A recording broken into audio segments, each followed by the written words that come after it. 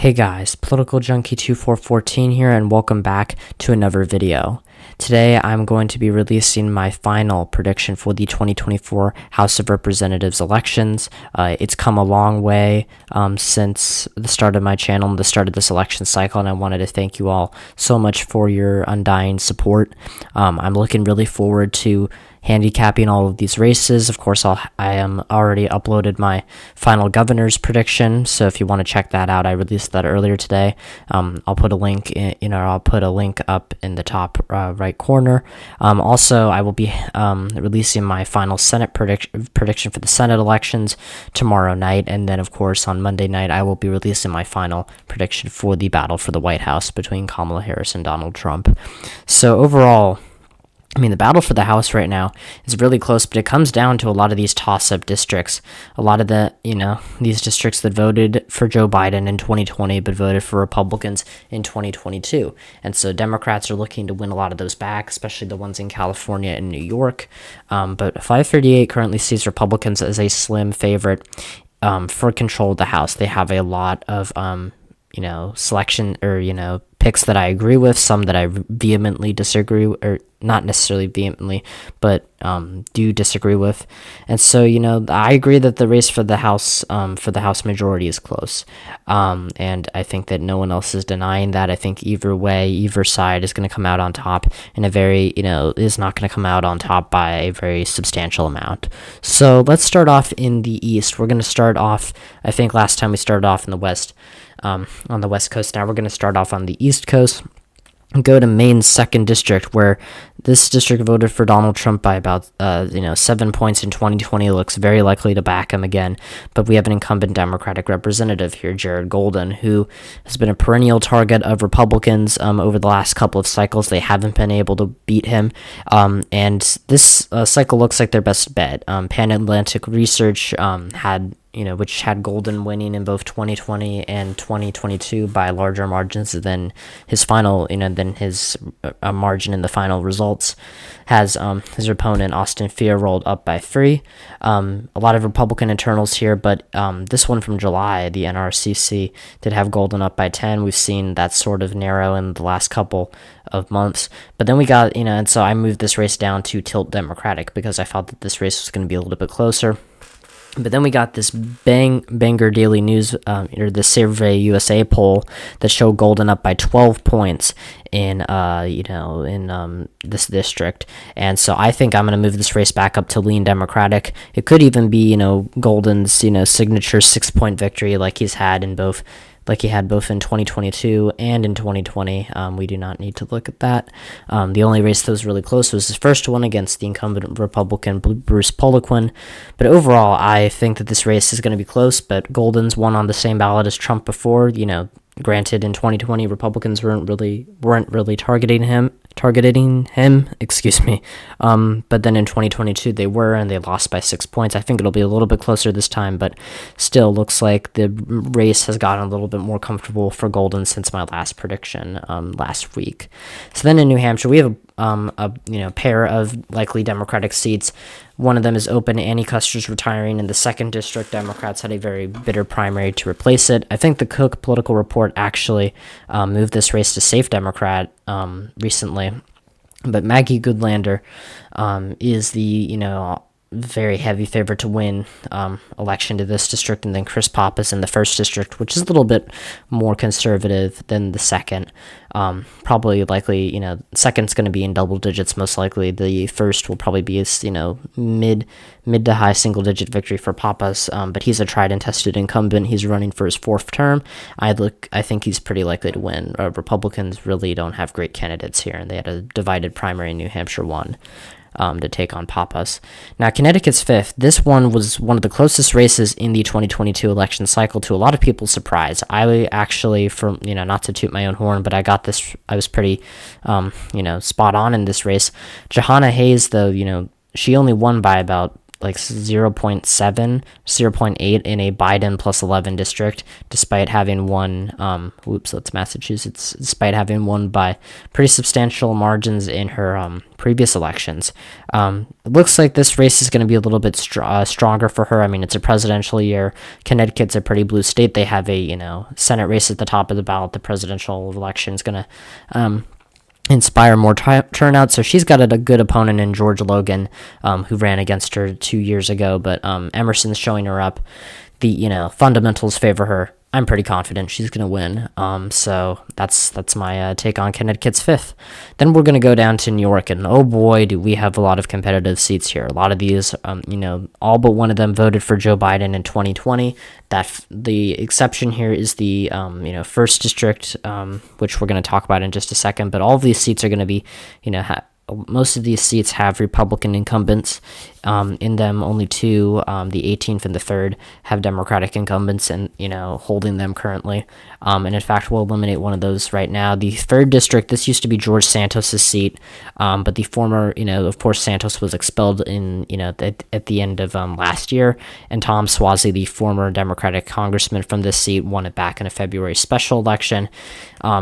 And he is, looks like he's going to cruise to re-election here. The Republicans really aren't contesting the seat. They've ceded it after Santos won the election. But even in a Republican internal poll, Suozzi's up by 14. I could see him winning this by more than 15 points. I mean, that's what 538 has it as right now. But I'll be safe, pun intended, and keep this in the likely D column. This 1st district over here, it's represented. It's a seat that voted narrowly for Trump in 2020, and it has a Republican incumbent, Nick LaLota, who's running against a former CNN news anchor, John Avlon, who's actually doing really, really well in this district. LaLota won this seat by like 11 points 2 years ago, when Republicans really, soared and had success in New York, which was, partially attributed to their strong performance at the top of the ballot with the governor's race. In the governor's race, which helped, and this all helped them win House control. But LaLota's looking like he's in a bit of a harder spot this time, even though he's in a redder district. John Avlon was only down by 3 points in the most recent poll, and even LaLota's own internals show him doing worse than 2022. So I'm going to put this seat in the lean Republican column. I'm pretty confident that LaLota's going to win, but would not be shocked if Avlon came closer than expected. Then we're in the 4th district. This is another very, very key district, very, very key seat. Another Biden. This seat takes the cake for the seat that had for the most the most Biden favored, or Biden the seat with that Joe Biden won by the most in 2020, that has a Republican incumbent running in 2022, running for re-election, and that's Anthony Despacito's district. He's had some scandals recently. I think he was accused of hiring his wife's or his partner's daughter or father or something. There was some conflict of interest, some allegations of nepotism thrown around, and this is a Biden plus 15 seat.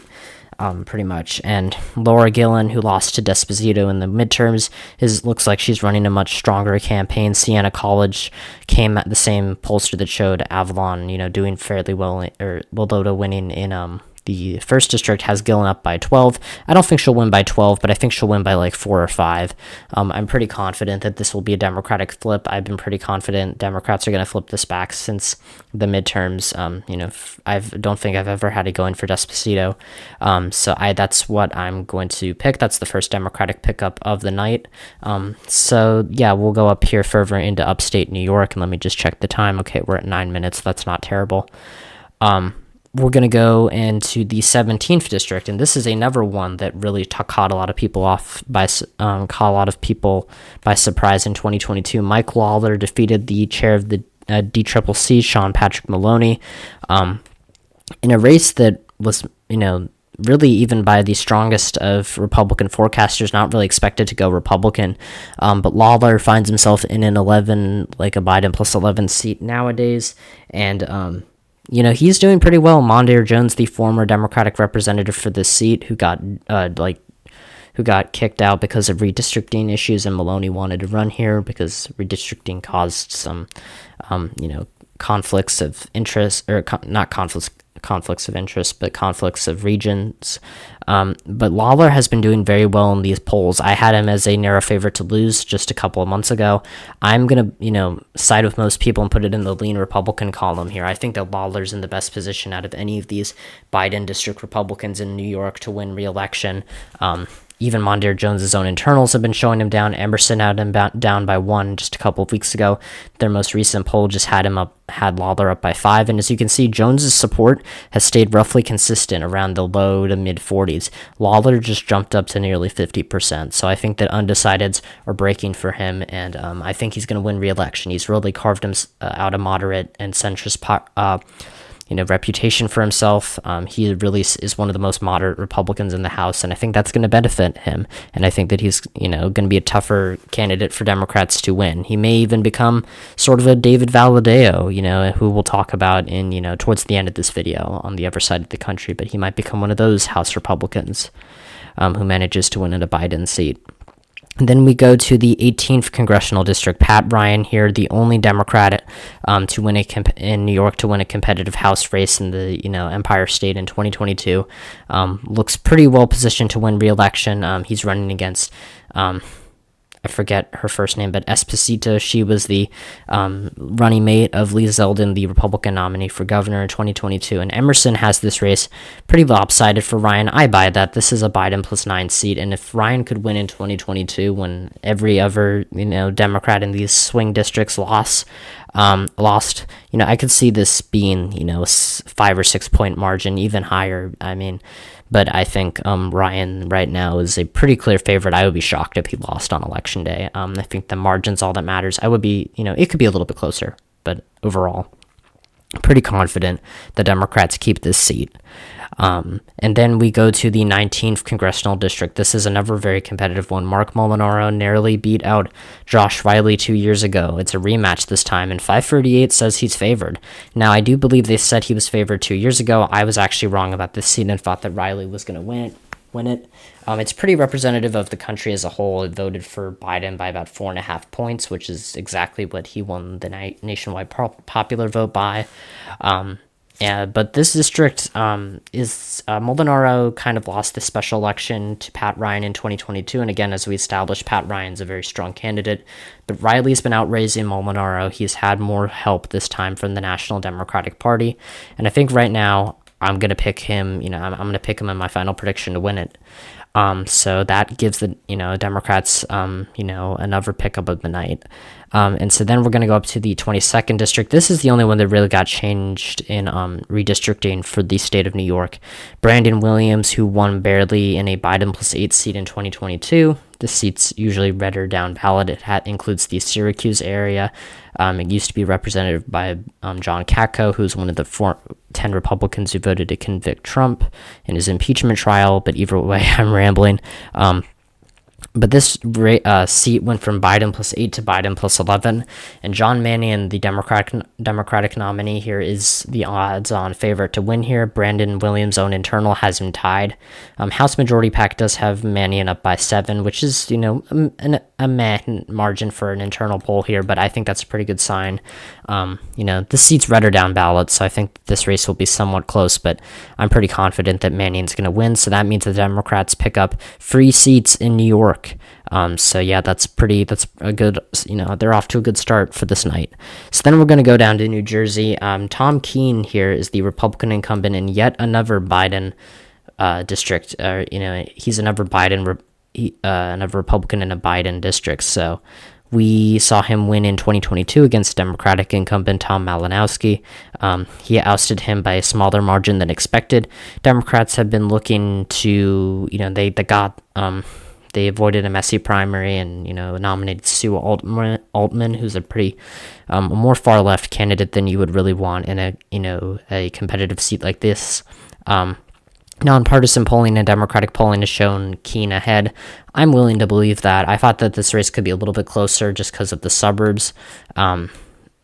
shifting towards Democrats. I think that the seat has a real shot of voting for Harris on the presidential level. But Keene, his dad was the former governor of New Jersey. The Keene name in New Jersey is pretty popular, so I'm pretty confident that Keene's going to win here by, around 3 points, maybe a little bit closer, maybe 2 points. But overall, I agree with the sentiment that the Republicans are going to keep this seat.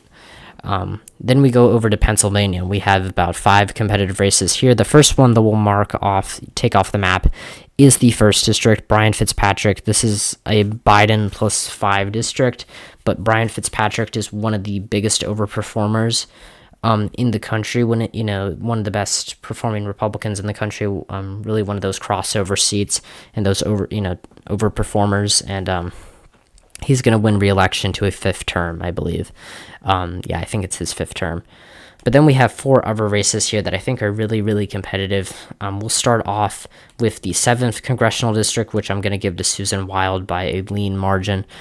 She has been doing exceptionally well in her race. She was expected to lose in her race 2 years ago, and she ended up winning against all odds. I predicted her to lose.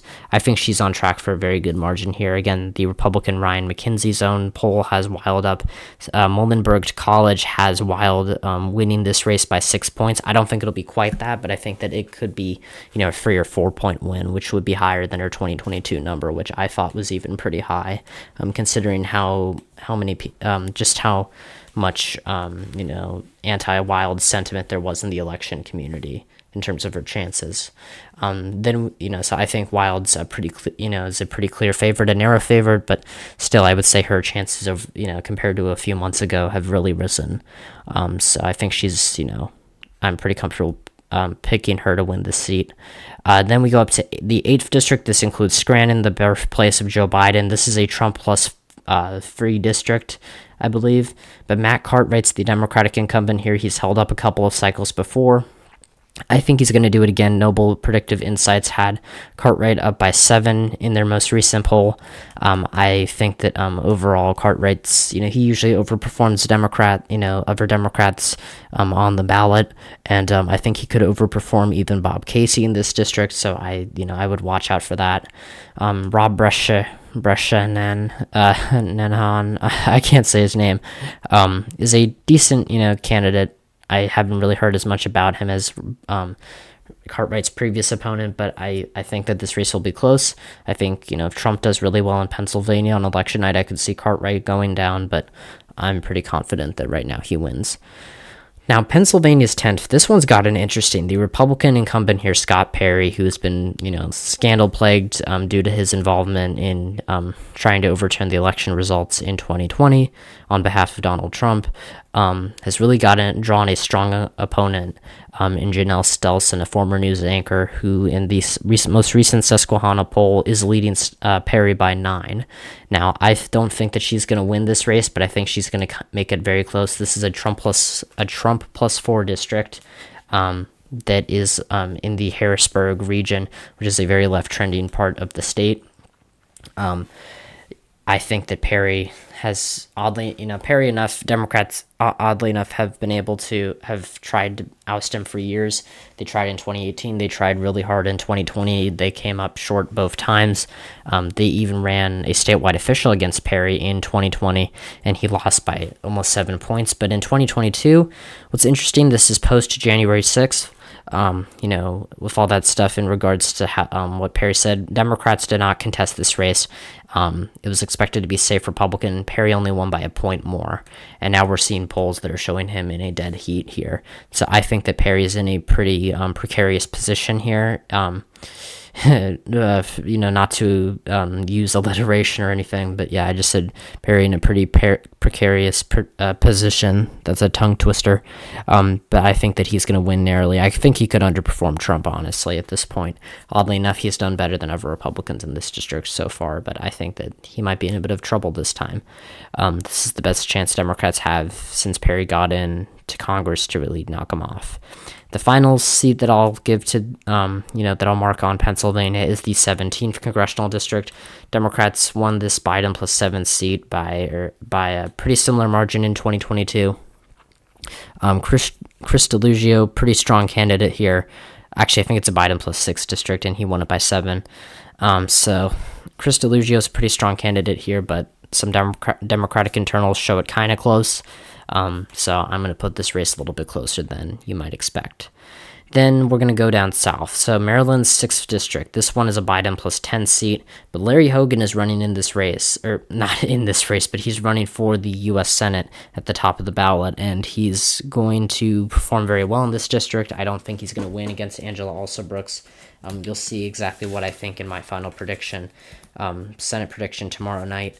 But I think he's going to do very well in this seat. I don't think Trump's going to do, terribly, but also not very well in this district. But I think Neil Parrott, who's run for this seat, this is his third time running for it. This is the first time he hasn't gone up against David Trone, who is the current incumbent for the seat, who ran for the Senate against Alsobrooks, but lost the primary.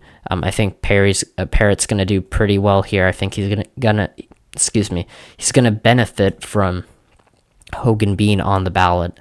And April McLean Delaney has had some has taken a long time to spend in this race. Now, this old Neil Parrott internal poll from August did have Delaney up by 2, but there are a lot of undecided voters.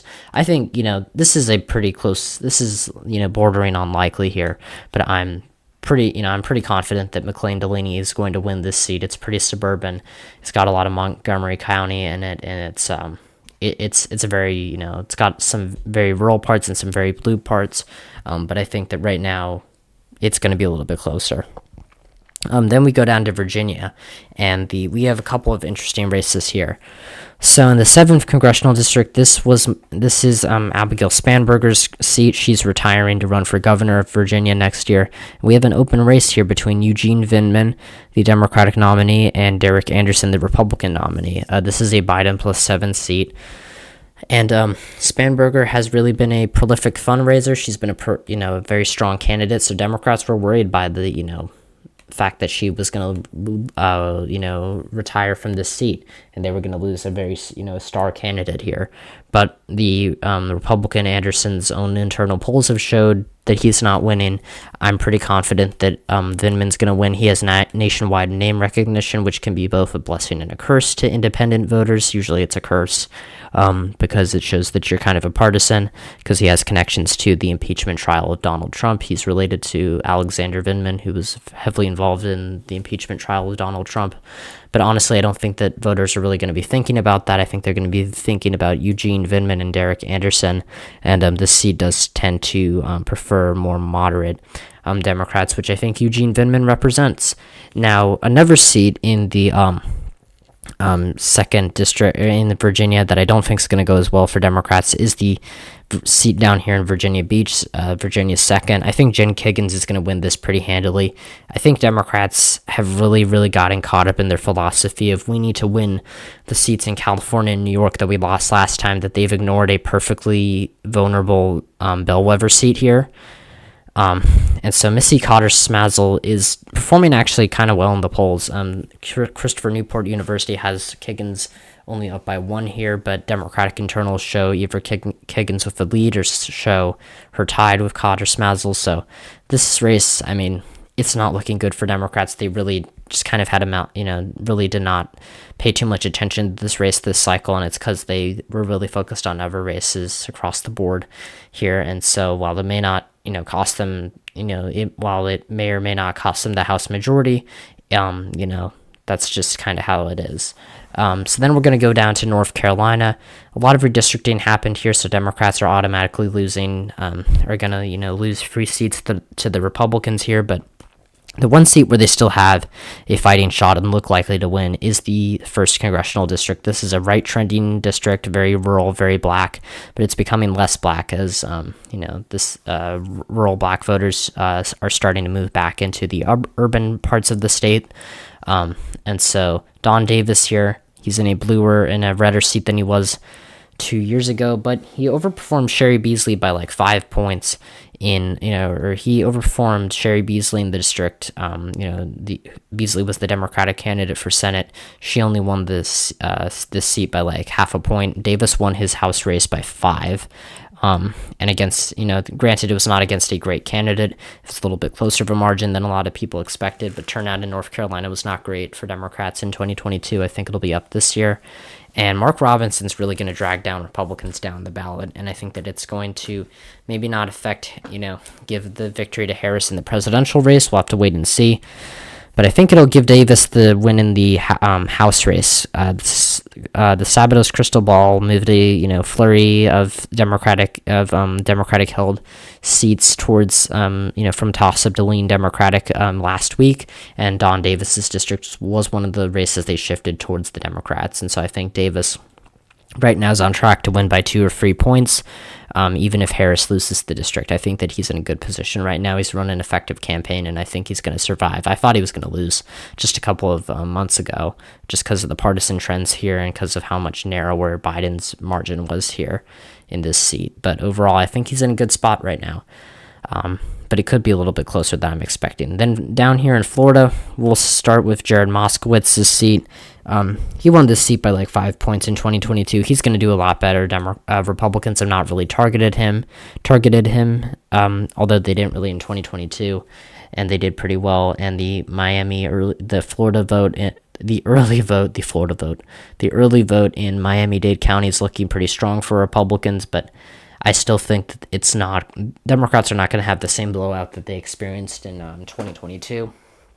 So I think Moskowitz is going to win by 6 or 7 points this time around. In Florida's 27th, I think this race is not as close as some people think. A lot of models have Maria Salazar, winning by single digits. I still think she's going to win by double digits like she did last time. Democrats always spend a lot of money here and then get crushed. I don't think they're paying as much attention to it this time, but it's a little bit, it could be like a 9 or 10 point victory. It could be within single digits, but I think it's more of a 10 to 11 point victory for Salazar. She's a very popular incumbent, and this is a, very narrow Trump seat, but again, she's an overperformer, and she did really well in 2022, although granted, a lot of Republicans outran Trump's margin here in these districts in 2022. And speaking of which, the 13th district, I think that this race is going to be closer than a lot of people are saying. Anna Paulina Luna is not a very popular incumbent. She has a strong Democratic opponent. Nonpartisan polls, her own internals are only showing her up by 5 or 6 points. And St. Pete polls, which is not a massive, terrific pollster for the state, but still nonpartisan, has Whitney Fox tied in their most recent poll with Luna. And if you look at the overperformances by some of these other Republican candidates in these swing districts, I mean, Joe Budd, Moskowitz's opponent in 2022, outran Trump's 2020 margin in the district by like 13 points. And as I said, in the 27th district, Salazar outdid Trump's 2020 performance here by like 15 points. And in the 7th district, Corey Mills outdid Trump by 12 points. Guess what happened with Paulina Luna here? She only overperformed Trump by 1 point in a super Republican environment in Florida where Democrats were not investing in this seat. They're not really investing in it now, granted, but they have a much stronger candidate. And while the early vote for them is not looking great in Miami-Dade, I don't think Tampa's nearly as bad for them. I mean, I haven't looked at the Tampa early vote, to be honest with you, but the vibes here, I think this is going to be one of the closer races than a lot of people are expecting. So I think Paulina Luna wins by just shy of 5 points, but it could be a little bit closer even. So that's where I would put the Florida's 13th congressional district race right now. Now we're going to go off to Ohio in the Midwest. I'll start off with the 7th district. This one's interesting. You got an independent here running against Republican incumbent Max Miller. The independent is Dennis Kucinich, who was a former Republican candidate or Democratic representative from Ohio. But 538 shows the Democrats, that Miller's very strongly favored here. I think it could be a little bit closer than that, but overall, this race could be a little bit wonky on election night, so I'm just going to put it in likely R, but I'm very confident Miller will win it. Sorry, I was just taking a second to drink some water, because rambling on for 30 minutes can be kind of hard. I'm going to put these two Ohio seats in lean Democratic. Marcy Copter, a longtime Democratic incumbent, she's gone through she's been in the House for 40 years. She's she's been through safe seats, or she's represented safe seats and competitive seats. She won in a blowout in 2022. This is one of the races that I'm most embarrassed to have gotten wrong. I said J.R. Majewski was going to win when he lost by double digits in this race. But this is a Trump plus free district.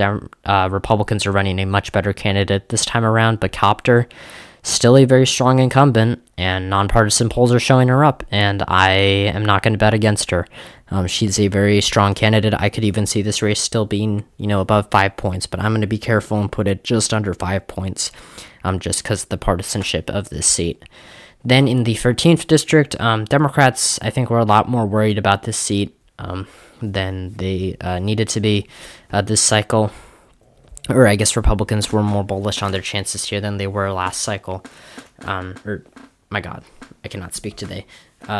Basically, Amelia Sykes is doing very well, and even some of the GOP polling, internal polling here. It's a Biden plus free seat. It's kind of right trending, but overall, not nearly as right trending as the profile of the 9th district, which again has a very strong Democratic incumbent to begin with. And then in the 13th district, you have Amelia Sykes running against a better Republican opponent than she had last time around. But I still think that she wins out at the end of the day and wins by 3-ish points. I think Sherrod Brown's going to really help Democrats, especially in this seat in Ohio, even if he loses re-election. Then we go off to Indiana. This race has kind of gone. This race has been really quiet, but I'm going to put Frank Mervyn as the narrow favorite. 538's very bullish on him. They're really bullish on Eric Sorensen, too, who I also think is in a lean Democratic race. We'll talk about that one in just a second. But Frank Mervyn, this is a Biden plus 8 seat. Very working class area, they're very right trending. Mervyn was another candidate who I underestimated in 2022. I said he was going to lose to the Republican here. He did not. He actually won pretty comfortably. But overall, I still think that he's in a more precarious situation than some Democrats would believe, and so I think that he could go down in 2026. I do not think he will lose in 2024, though. I would be very surprised if he did. Then we go off to the 17th district. A little bit, I'm feeling a little bit better about Democrats here. This is a Biden plus 8 seat as well, but Eric Sorensen seems to, he had a very strong performance in 2022. I got his race right. I had it as a toss-up, but I predicted him as a narrow favorite. He won by 4. Republicans aren't contesting it as much this time around. I don't think that Sorensen's going to win by 9, but I think that he will win by, a decent margin. I think that this one could be in the likely D column. That is in the cards, but I'm not going to quite go there yet. But yeah, very high end of lean for Eric Sorensen. Then we go off to Michigan. We have a couple of competitive races here. The 3rd district and the 4th honorable mentions, but I'm not really going to get into them because time is of the essence here. It's 11 o'clock at night when I'm recording this. So the 10th district, John James won this very narrowly in 2022 against Carl Marlinga. This was not a race the Democrats invested in, and they managed to come really close. They had a very strong performance in the state of Michigan overall as a whole. They won the 8th and 7th districts and the 3rd district by very large margins. It was overall a very good year for the Democratic Party in Michigan. This year looks to be a little bit worse for them because they're losing their incumbents in the 8th and 7th districts, Dan Kildee and Lisa Slotkin. And they've been more focused on defending them than they have been on taking on John James, which again is a similar story to 2022, but Marlinga's not a particularly well-known candidate. I think Democrats are kind of investing in him a little bit more than they were last time around, knowing how close the race was 2 years ago, but it was, it's still, I would say I'm pretty comfortable in saying that he's a favorite here. I would say he wins by 3 or 4 points. This is a Trump plus 1 seat. I expect Trump to win it on election day, and I expect James to outperform him by maybe a point or so. Then we're going to go off to the 8th and 7th districts. I'm going to split them. I think Democrats hold on to Kildee's working class seat here in the 8th, but I think that Republicans are going to win back the 7th district, which Slotkin has retired from to run for Senate. That's another very competitive race we'll talk about tomorrow night. and I'm going to give more substantial, more like substantive predictions or explanations for my presidential and Senate predictions, just because those are the ones I'm the most focused on. But Tom Barrett here, he ran against Slotkin in 2022. He lost, despite being widely expected to win, but he was, outraised by several $1 million to Slotkin, who was a strong candidate. Curtis Hurdle, decent candidate, but he really hasn't been able to match the enthusiasm that Slotkin has Barrett. Again, a repeat candidate. It seems like the second time, second time is going to be the charm for him. Noble Predictive Insights has him up by 7. Emerson has him up by 2. Most people, I think the Cook Political Report moved this race to lean Republican, or from toss-up to lean Republican. I think that that's a fair assumption to make, but I'm going to put it in tilt just because it's a very close seat. It could still go to Hurdle. Not to say that any lean race couldn't go to the other party, but I think that it has a better chance for Hurdle than some people are expecting, just because it is a Biden seat, but it is a very narrow Biden seat. And, depending on the top of the ticket, we could see how that plays out. Michigan's 8th, Kristen McDonald-Rivette is running against a Republican candidate who has lost 2 times before, once to Slotkin, once to Kildee, and he is, he lost to Kildee by 10 points in 2022. He's going to come a lot closer this time, but, and to be fair, McDonald-Rivette's own internal poll has her down, but again, this is a bluer district. This is, then Michigan 7, it's Biden plus 2. And Jean Gay, Kristen McDonald-Rivette, is only losing by 1 poll in this Republican internal. So, make of that what you will.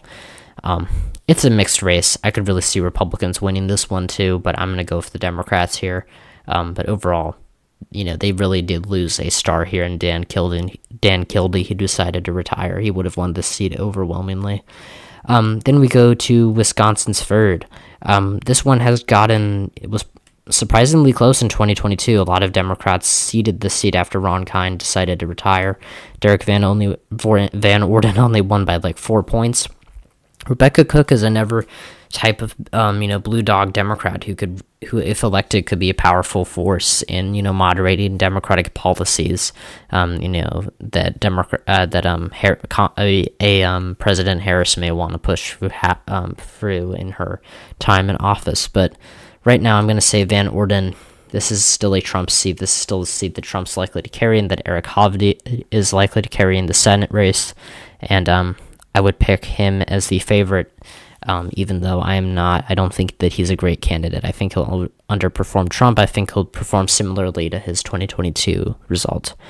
Minnesota's 2nd. We're going to go through this one pretty quickly. Angie Craig. She's in this. She's won 3 times before. She's a very strong candidate here. She's winning by 8 points in the Survey USA poll here. She's won a pretty, she outperformed expectations in 2022. She kind of underran them in 2020, but overall, she's managed to stay, consistent with this race, and I think that she's really gonna hold on for Democrats here. And win this Biden plus 8 seat, or Biden plus 6 seat by, maybe a little bit more. And so I think that also Tim Walz being the candidate for vice president gives her a bit of a hometown advantage, and Amy Klobuchar is going to cruise to victory in this district. So she's got a lot going for her, but I think that she's also going to overperform Harris. Then we go down to Iowa. And oh boy, did you guys see that Seltzer poll that came out? Because that sure shifted some of my results. First district, I'm still going to put with Miller Meeks here. She's the odds-on favorite. She's being outraised by Christina Bohanna. Christina, that's right. We established last time that I wasn't going to say her last name.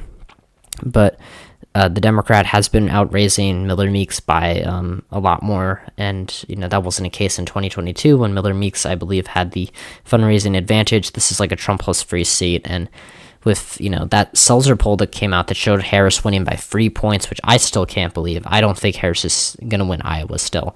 And there are a lot of undecideds in that poll, but, again, Seltzer's the gold standard for Iowa, so we don't know. But that poll really did get me thinking about the 3rd district, which Zach Nunn represents. This has been a seat the Democrats have, the vibes have been on their sides in the last couple months. Landon Bacom seemed like a pretty good candidate. We don't have a lot of nonpartisan polling here, but with that Seltzer poll, I mean, we didn't see a result for the House Democrats. It was just the baseline for the presidential race. But I honestly am going to say this seat was very close in 2022. It was a majority maker for the Republicans. I think the Democrats are going to win this back. The vibes are on their sides. The polling's on their side so far. Cindy Axne outraised Zach Nunn by so much, but again, that's typical of an incumbent. And Nunn was a pretty good candidate, or seemed to be running a pretty effective campaign. And while I don't know much about Bacom's campaign, the fact that Democrats are seemingly overperforming in Iowa this year, just in terms of these congressional races and also in the presidential race, I mean, I'm going to flip that to the Democrats. This is like a Trump plus point free seat. This is very close. This is low hanging fruit for the Democrats, and this will definitely boost their spirits in Iowa, which they just, in the last cycle got cut out of winning any of the 4 House seats for the first time in decades. So then we go over to the state of Nebraska, and oh boy, another bad sign for the Republicans in their quest to hold the House. Don Bacon, who has won 4 times before, is down consistently in these polls. A lot of polls have shown Kamala Harris winning this state by, or winning this district by, around double digits, overperforming Joe Biden's margin of victory, which I buy. It's a left-trending seat. But New York Times Siena, which got, several House races right in 2022 when no one else thought that they were going to go to the Democrats, and the Democrats are leading consistently in YouGov. And Tony Vargas is either, Don Bacon's, hovering at 44, 45, 46%. Vargas is, cracking, 48, 49, or a majority here. So CNN's got him up by 6. New York Times has him up by 3 and 4, respectively. YouGov has him up by 4. Don Bacon only overperformed the Republican nominee for governor in 2022 by 1 point, whereas in 2020 he overperformed Donald Trump in the district by like 10. So the trends are catching up to him. And so even if he overperforms Trump by 10, depending on the margin, that might not be enough. I think that Vargas right now, he put up a very strong showing in 2022. I think that this is the time. I think that this is the time that Democrats finally beat Don Bacon. But again, it's going to be very close, and I would not count Bacon out this late in the game.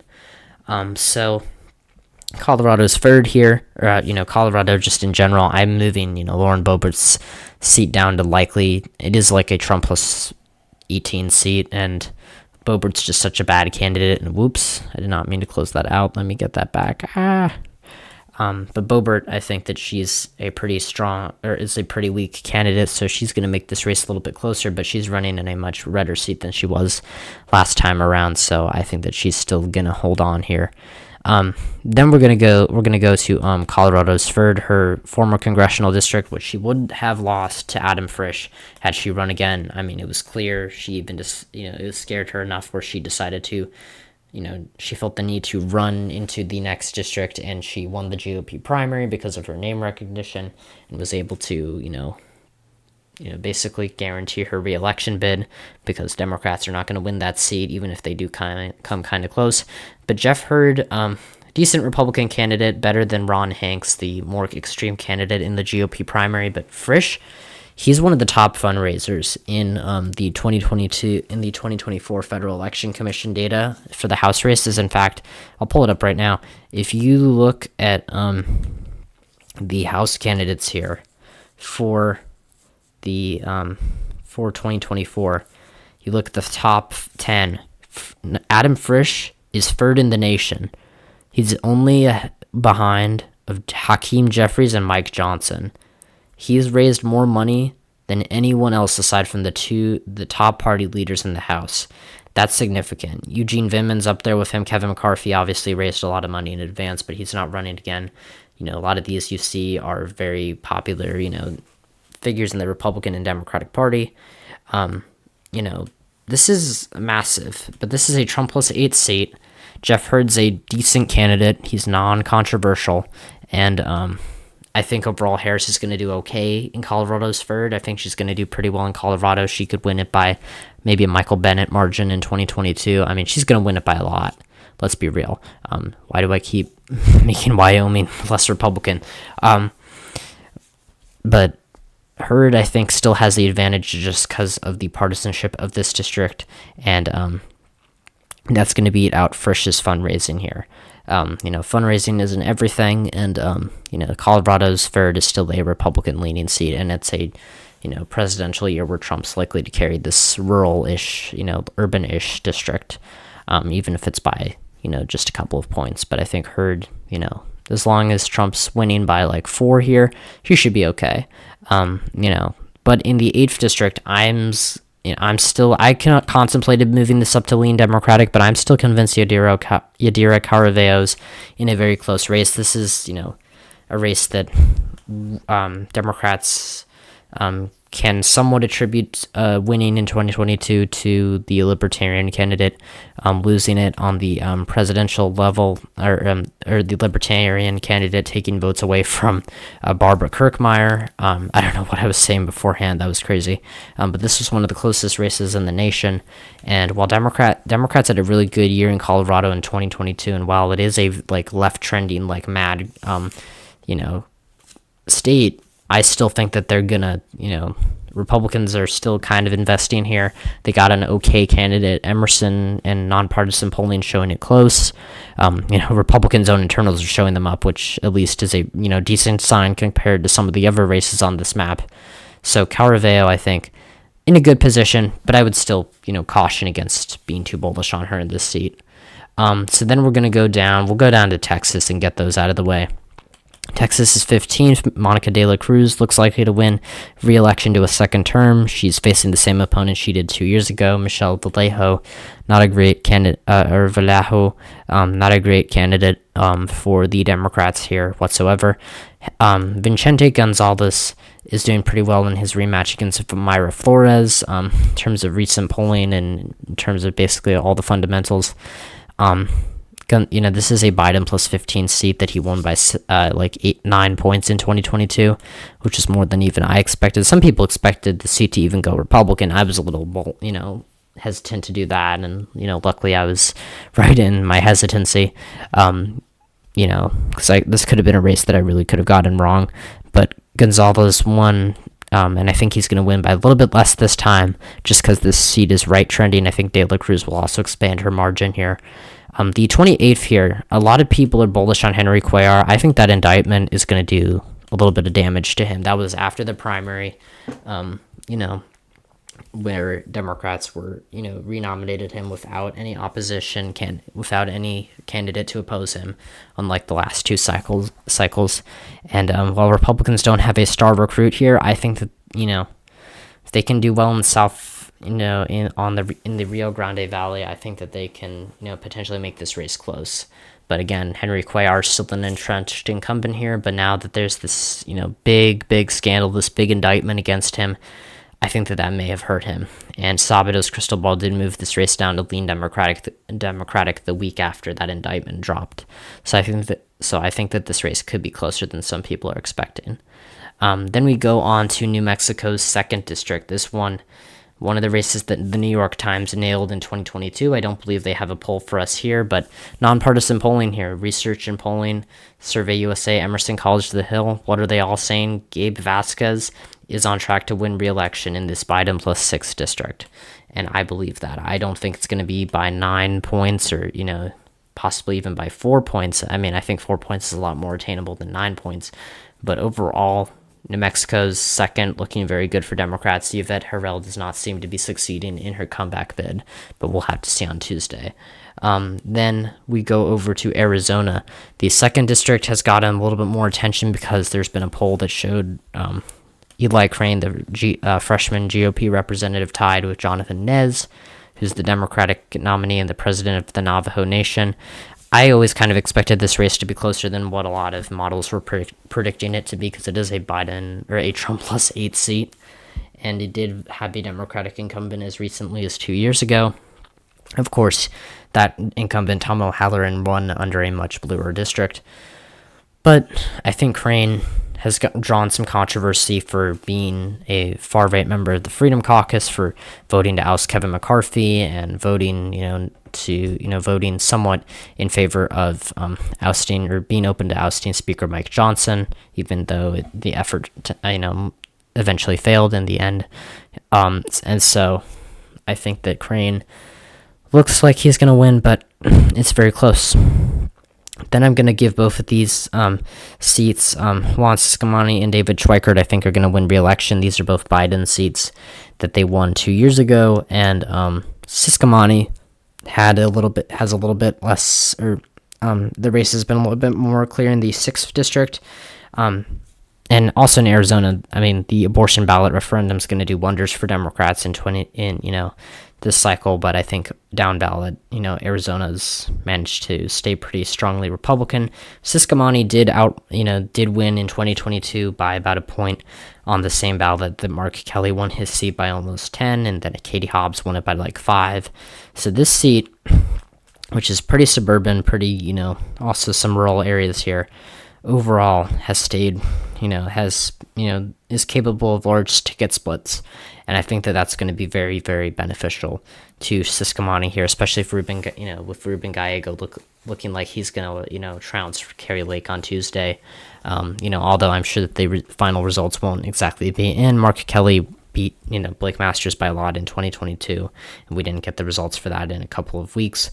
Arizona's first, though. This seat's a little bit bluer than Arizona's 6th, which is kind of like, Arizona's 6th, also, Kirsten Engel, the Democratic nominee, I will say, is getting more outside spending, than she did last cycle, so that is going to help her in this seat. Democrats basically abandoned it after Ann Kirkpatrick decided to retire, but Engel looks like she's going to win again, I don't think she's going to win, sorry, but it looks like she's in a better position now after coming close last time. But again, I think Ciscomani's ticket splitting and, crossover appeal is going to help him in this seat in Arizona, where traditional, in a state where traditional conservatives are rewarded. David Schweikert, though, in the 1st district, Democrats had a really, really bruising primary to nominate someone for this seat, and I think that that's really hurt them. Amish Shah is not necessarily a bad candidate, but in his own, in Democratic internals, he's either tied or winning by only a little bit. And Schweikert's been in the House for almost, for several cycles. He's won 7 elections so far. I think he's about to win his 8th. Some of them have been competitive, some of them haven't been. In more recent years, he's won pretty, strong victories here. Just a year ago, I think a lot of people thought that Schweikert was kind of doomed to lose re-election, but it looks like right now in the final stretch, he's going to win it. And, I would say he wins this Biden +2 seat here. Nevada, I'm going to go through these seats very quickly. These are all marginal Biden seats for the Democrats. Like single digit or mid to high single digit Biden 2020 districts, all of them held by Democrats. The early vote in Nevada is looking pretty bad for Democrats, but I think that with mail-in ballots coming in the next couple of days, that's gonna boost the election for them. And they had a pretty bad generic ballot turnout here, or generic ballot result in 2022. They lost the House popular vote in Nevada by like almost 4 points, or a little over 3 points actually, and they still won all of these seats. So I think that Nevada's looking pretty good for the Democrats here. Then go up to Montana's first. This is a seat that I really expected to be a lot closer, or a lot better for the Democratic Party, especially considering that they had won, or they had come really close in this seat in a cycle where they had no statewide election, not a Senate race, not a governor's race, not anything to really drive turnout here. And Monica Tranel came within 3 points, so I figured with John Tester being on the ballot, with it being a presidential year, and this seat being, mid single digit victory for Trump in 2020, it's like Trump +7. I figured Ryan Zink would be in a bit of trouble here, but Montana, in even trends on internal polls, which granted did show her down in 2022, show her, losing in 2024. And Tester's not been doing super well in the Senate race, but I think he's still likely to carry her, Zink's district. And I thought that if he could win it by large enough of a margin, he could really pull Tranel over the finish line, because she's a very strong candidate and she already had a very strong result and baseline results to work with. But overall, Republicans have been looking confident here. I had this race in the toss-up, the tilt Republican column for a long time, but I've since moved it to lean Republican. So I think Montana's first could still be a sleeper flip for Democrats, but overall I'm not as bullish on them as I was just a couple of months ago. Months ago. I need to enunciate my words. I'm getting dehydrated here. I need to drink some more water, and I'm just trying to rush through because we're at 54 minutes and we're getting close to the end, but I just don't want to hold you guys up for much longer. We have 14 seats left, and Democrats are at 211 seats. Republicans are at 210. So this House race again coming down to the wire. Washington's 8th. We're going to put in the likely Democratic column. Kim Schreier's a very strong candidate here. She won in 2022 by, pretty substantial amount, where Republicans were targeting her pretty substantial, they were really making an effort to beat her here. And they lost by 7 points in this Biden plus, 7 districts, or Biden plus 6 districts. So it's kind of suburban. Used to be with the Republicans. Anyways, Carmen Goers really had a bad result here in the primary in 2022, or in 2024, and she hasn't really raised a lot of money. It looks like Schreier's in a very good position to win this race. The real race to focus on here in 2024 is the 3rd congressional seat. This is a rematch between Lurie Gluesom-Perez, the Democratic incumbent, and the challenger Joe Kent. And in 2022, I know a lot of people are saying that the August all-party primary results were really bad for Gluesom-Perez. I actually think they were really good. And the reason why I think that is because in 2022, you had Democrats, the August all-party primary vote be 33% Democratic. Now, no doubt there were some Republican or Democrats who voted for the, pro-Trump impeachment Republican, Jamie Herrera Butler, who did not make it through that primary. And, because she didn't make it through that primary, I'm sure a lot of her voters went to Gluesom-Perez, yada, yada, yada. But Gluesom-Perez and the other Democratic candidates combined for like 33% of the vote in Washington. This year, they combined for like 48%. And I think Gluesom-Perez might have been the only Democrat on the ballot this year. There were certainly fewer now that she was the incumbent. And Kent, well, he didn't have as much. The Republican vote was also not as split as it was 2 years ago, but there was still an ever, more moderate Republican who got 12% of the vote here. And if even just a little bit of that and some of the nonpartisan voters voters for the nonpartisan candidates in the primary back Gluesom-Perez in a district that's only Trump plus 4, I honestly think, Gluesom-Perez I still think is favored right now. I think that this is going to be a result that I think a lot of Republicans have been hyping up their chances in the 3rd district here to win it back. But Joe Kent's just an awful candidate, and I think that Gluesom-Perez is the right kind of Democrat. She's carved out a moderate profile for herself, and I think that she's going to be rewarded yet again. And so, yeah, that's how I think. And she's already won on, the same. She won in 2022 when Tiffany Smiley, the Republican candidate for Senate here, beat Patty Murray by 7 points in this district. So she's won, a ticket split before. She's proven she can do it. So in Oregon's 5th district, this is another seat where it was kind of the inverse of Washington's 3rd in 2022. Democrats ousted one of their more moderate incumbents in Kurt Schrader for a more progressive candidate, Jamie McLeod-Skinner, who lost to Lori Chavez de Vermeer. McLeod-Skinner ran in the Democratic primary this time, but Janelle Bynum, a state senator who's actually beaten Chavez de Vermeer in a general election before, beat McLeod-Skinner, and Bynum is now the Democratic nominee, and she's running in like a Biden plus 9 seat here. Democrats had a really bad year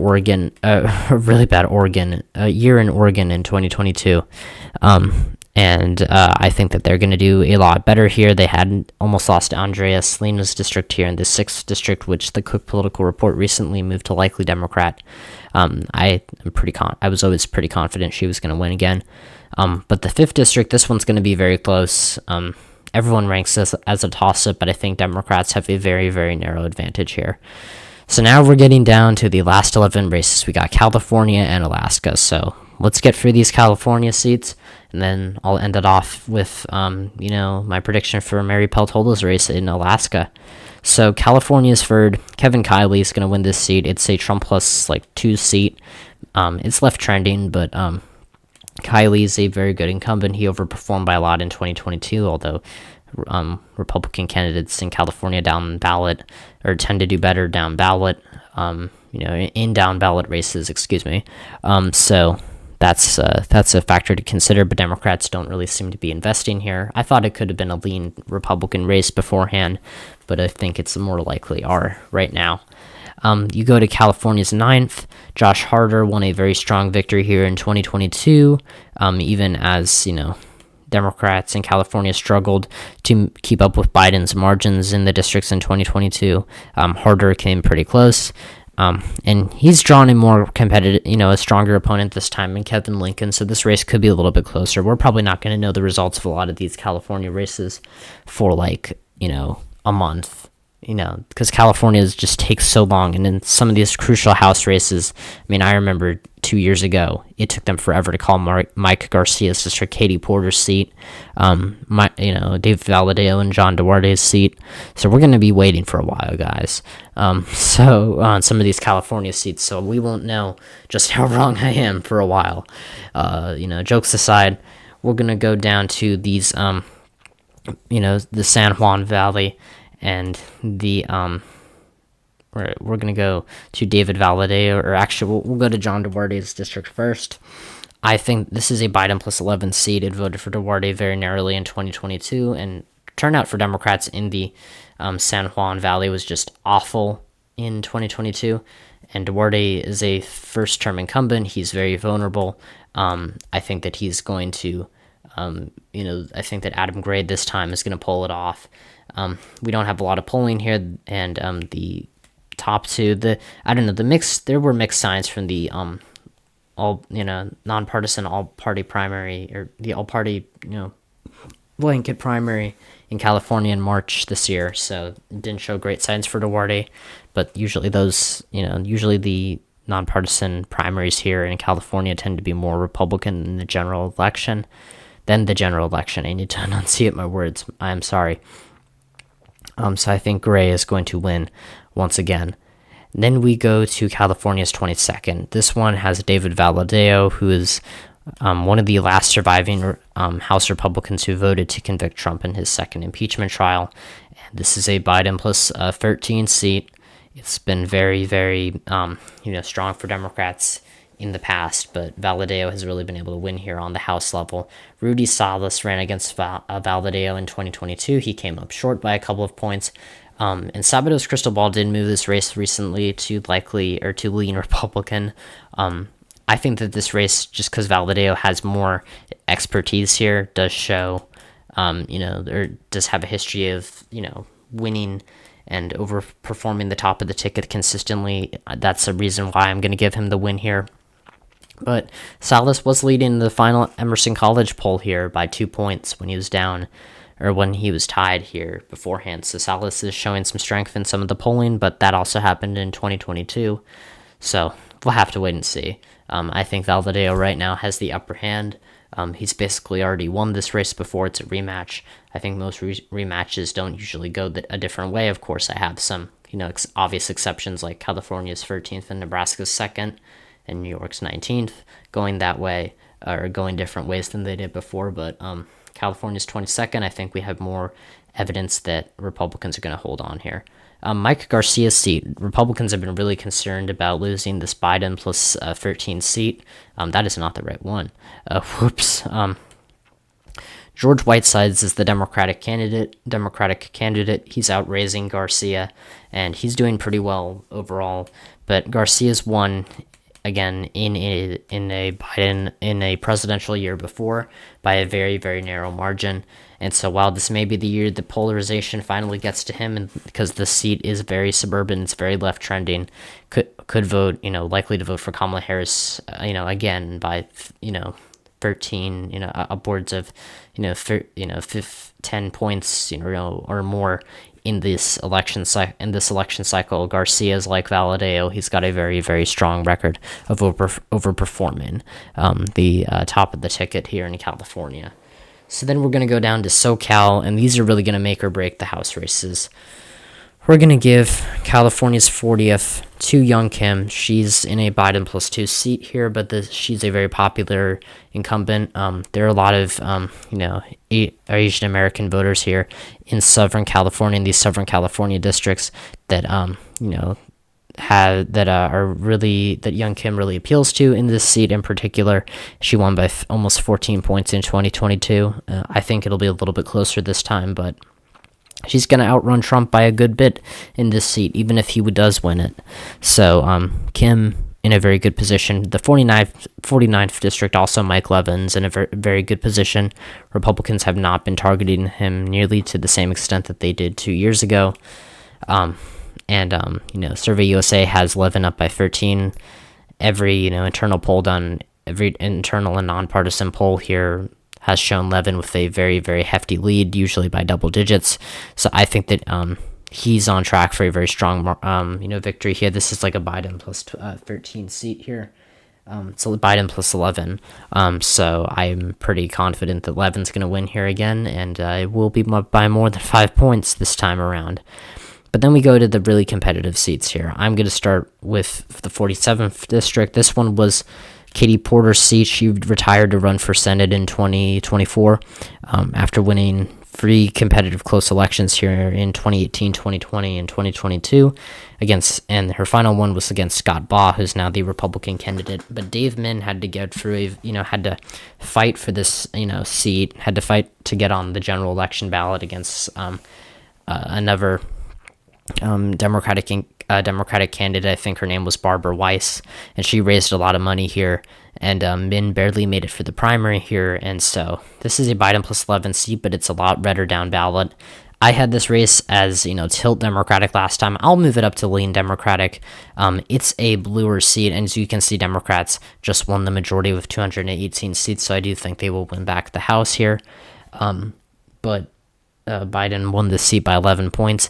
It's very suburban. It's very left trending. It's not a fan of the MAGA candidates. It's already rejected Scott Baugh once, which doesn't necessarily mean it won't again. But the thing that made me so cautious about, Democrats, chances here without Porter is that she was a prolific fundraiser.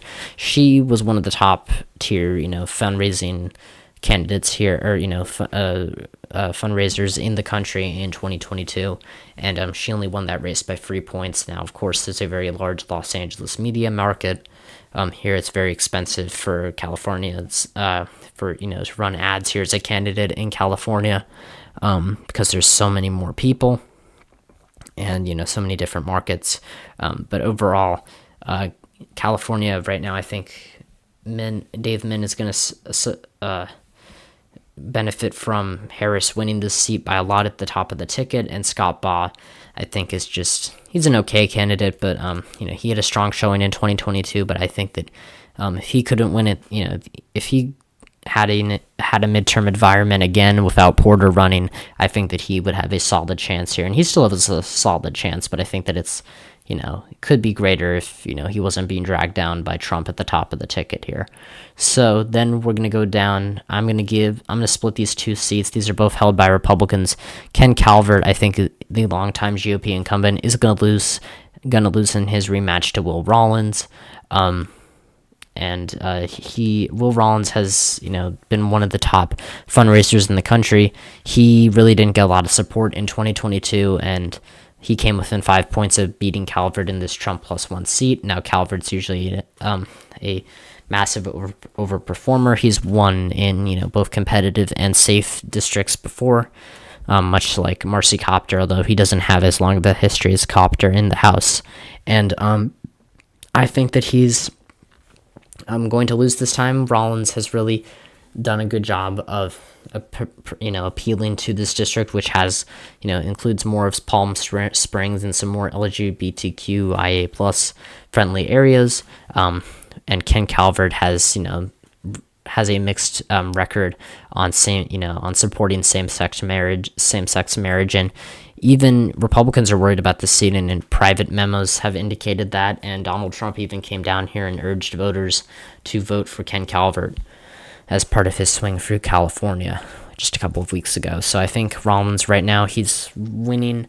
Democrats, I think Pete Aguilar, the number 3 House Democrat, who is a member of the California Democratic delegation, said that Will Rollins is their best candidate in the country, and I think that Rollins is going to win. This is going to be a close race, so I actually disagree with 538's chances on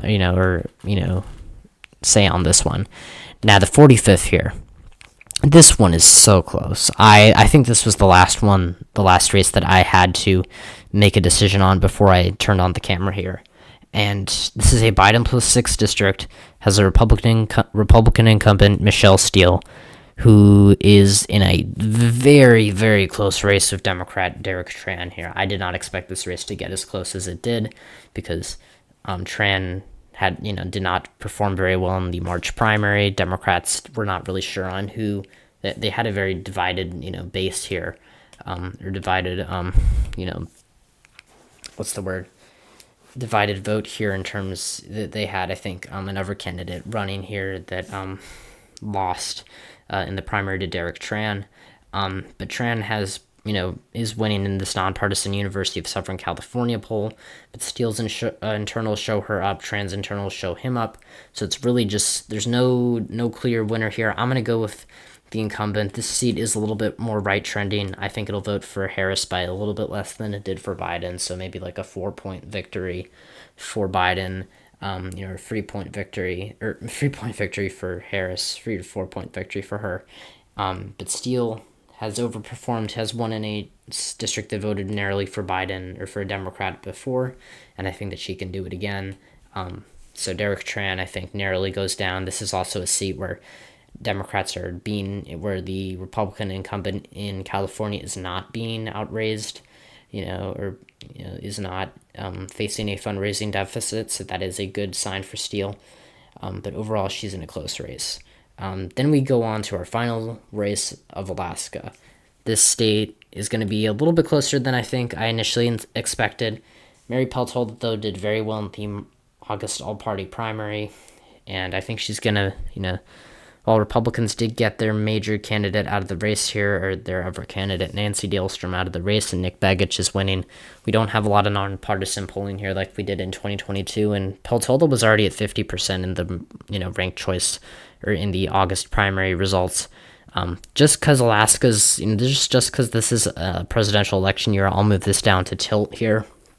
But overall, I expect Kamala Harris to do relatively well in Alaska. I think she'll make it within single digits and do better, outperform Biden's, numbers here.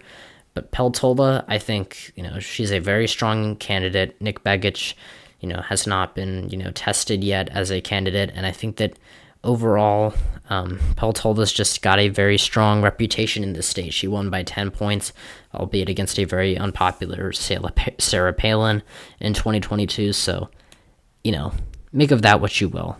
Alaska could absolutely swing back to Republicans on the House level because of Trump's, because of a Trump win here in the state, But again, we've also seen some Trump, Democrats in Trump districts, like Jared Golden, like Marie Gluesom-Perez, be able to stick it out, or, Matt Cartwright be able to stick it out, even as Trump wins at the top of the ballot. And I think that Peltola certainly has shown electoral strength in her 2-year electoral history.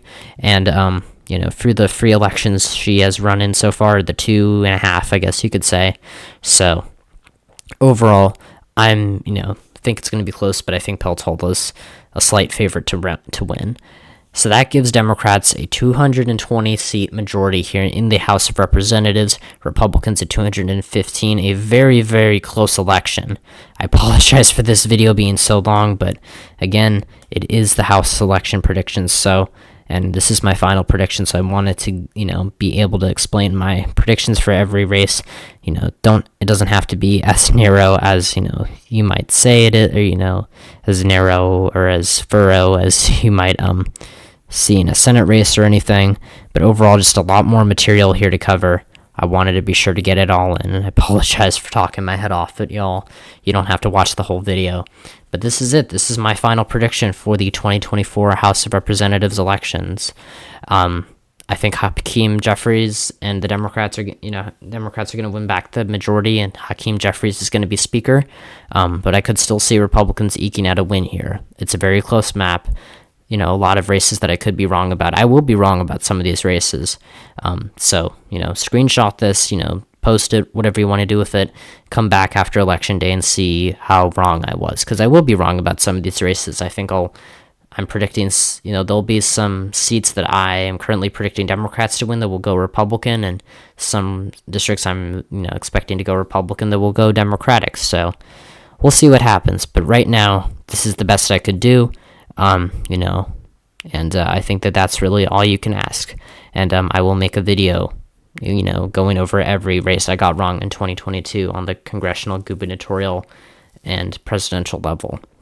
So, yeah, that's all I got to say, guys. Thank you all so much for watching and for your undying support.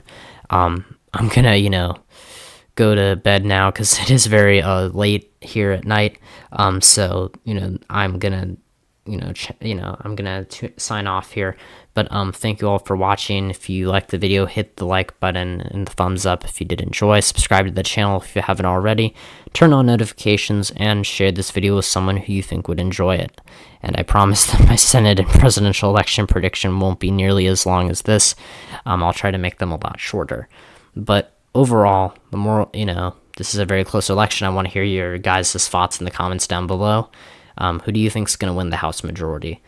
So let me know. Thank you all so much for watching.